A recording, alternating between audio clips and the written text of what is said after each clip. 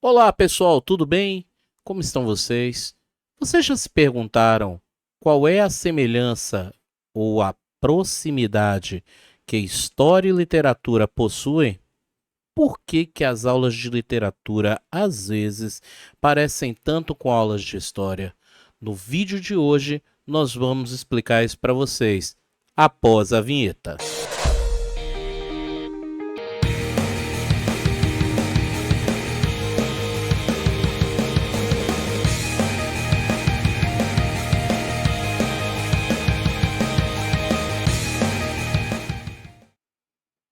Olá, pessoal, tudo bem? Eu sou o professor Raimundo Poeta e estou aqui para falar com vocês do maravilhoso mundo das linguagens.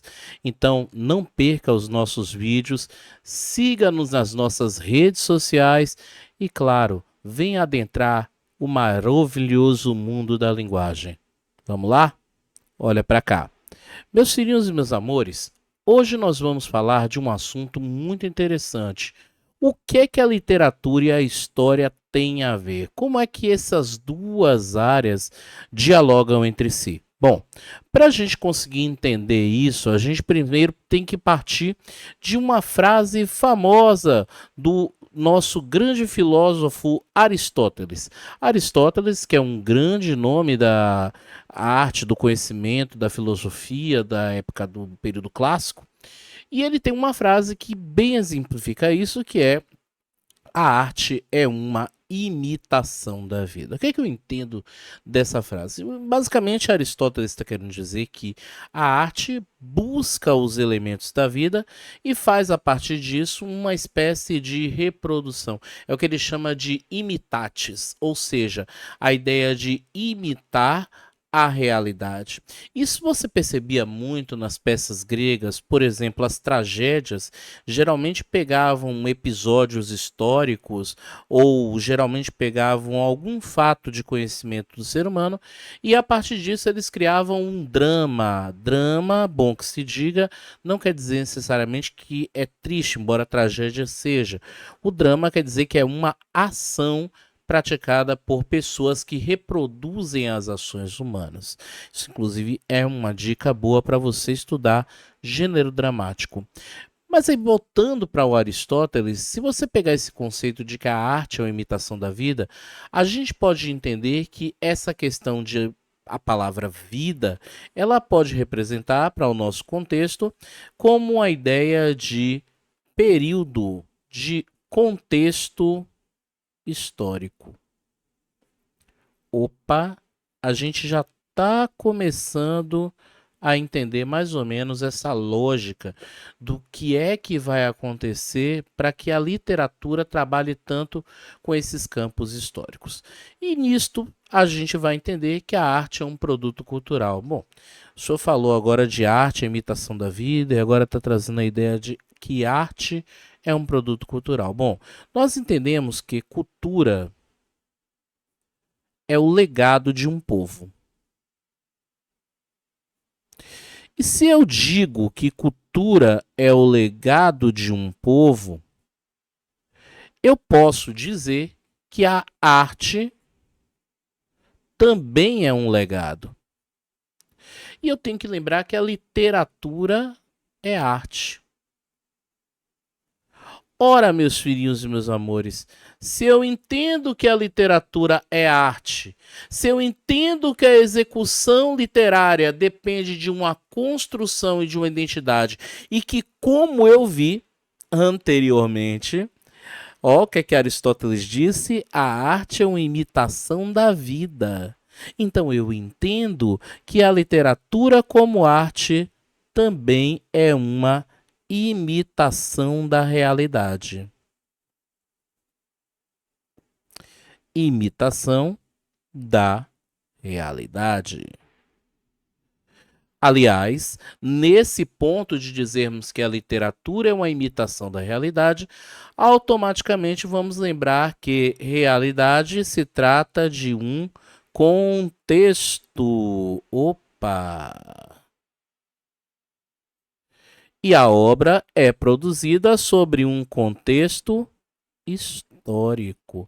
Porque vocês já devem ter ouvido falar nas aulas de história. A história acontece a todo momento. Isso que nós estamos fazendo agora é história. Quando você estiver vendo esse vídeo, você está construindo história. Não importa se seja uma história de interesse comum ou uma história de interesse particular. O fato é que a história está sendo construída dentro de um processo de pessoalidade ou de interpopularidade. Ou seja, a história está sendo feita a cada segundo, a cada minuto, a cada hora, a cada momento. Se a história está sendo construída a cada momento, e eu entendo que o contexto histórico é a realidade, e eu entendo como literatura imitação da realidade, bingo.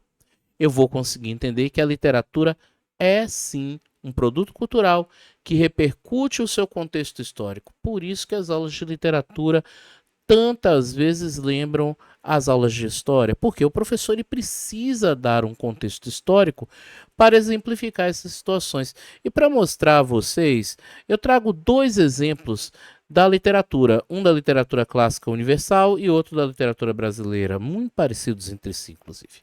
Vamos começar com um exemplo do Dom Quixote, que é um personagem que nós cronologicamente citamos ele no final da Idade Média. E não é a Idade Média em qualquer lugar. A gente vai entender que ele está citado na Europa, mais precisamente nas penínsulas hispânicas, nas regiões hispânicas, né? Mas vamos considerar Europa. E a gente tem que lembrar que nesse período da Idade Média o que havia em grande evidência eram as novelas de cavalaria. E as novelas de cavalaria contavam histórias de bravura, de heroísmo, né? De personagens que lutavam para defender a honra de uma mulher. E o que acontece? O Dom Quixote, ele é tão aficionado pelas novelas de cavalaria que ele resolve pegar um cavalo velho ao quebrado, que era o Rocinante, chamar o seu fiel amigo como escudeiro, o Sancho Panza, e resolvem sair em busca da donzela, né, Dulcinea, personagem que é sempre citada ao longo do livro, mas que só vai aparecer lá no final. E o que a gente percebe nisso? Que o autor, né, o Miguel de Cervantes, ele vai fazer uma grande ironia ao modismo das novelas de cavalaria. Ou seja, ele vai pegar um contexto histórico, que é justamente esse período ali do final da Idade Média, e vai fazer com que o leitor da sua obra consiga perceber que esse personagem ele é uma reprodução de que, por mais que se idealize a figura do cavaleiro, ninguém consegue ser tão perfeito assim. E ao final, a gente vai perceber que essa luta do Dom Quixote é uma luta inglória, o que reflete, inclusive, as próprias frustrações que o Cervantes tinha com a própria questão do andamento de como o reino da Espanha se encontrava naquele momento. Olha que legal. Então a gente percebe toda essa construção histórica que a gente precisou para entender a construção da personagem. E aí, quando a gente chega na literatura brasileira, a gente pega o nosso Dom Quixote, que é o Policarpo Quaresma. Porque o Policarpo Quaresma, que é um homem que está situado ali no século XIX, mas que a narrativa se passa justamente no período do quê? No período da República. Da nascedoura República no Brasil. Né? E o Policarpo Quaresma, ele representa justamente o ideal de um patriota, né? Um homem apaixonado pelo Brasil, um homem que coloca o Brasil como se fosse uma nação perfeita, maravilhosa, encantadora, mas na realidade essa nação lhe é ingrata. Por quê? Porque ele constrói projetos nacionais. E esses projetos, todos eles fracassam. Projetos que fracassam, que deixam ele com uma sensação de que nada daquilo que ele fazia pelo Brasil lhe era possível. Então, se o Brasil não lhe era grato, o que que acontece? Ele realmente entra num processo de desilusão. E essa desilusão corresponde justamente ao quê? A uma ironia aos valores da sociedade brasileira. Olha que legal. Então, nós estamos entendendo agora como é que uma obra literária pode trazer um contexto histórico de uma forma bastante evidente, fazendo com que a gente tenha uma percepção de que realmente tudo pode ser transferido a partir dessa percepção literária. E aí, galera, vocês gostaram desse vídeo? Então, aproveita, nos segue nas nossas redes sociais, olha elas aqui embaixo. E, claro, deixa o seu comentário, dá um like, ajuda muito. E a gente espera vocês nos próximos vídeos. Um forte abraço para vocês. A gente se vê. Até lá, tudo de bom. Tchau.